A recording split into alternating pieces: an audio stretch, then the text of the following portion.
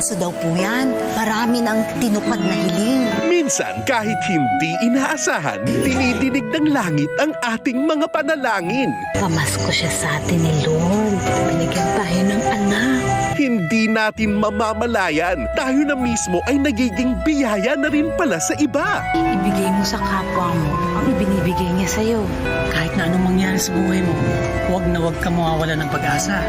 Dahil may biyaya talagang darating para sa'yo. Ngunit paano kapag sinubok na tayo? Wala na lang magkakaganito. Wala na lang nilang mawawala. Wala na lang hindi na natin sila pwedeng makasama.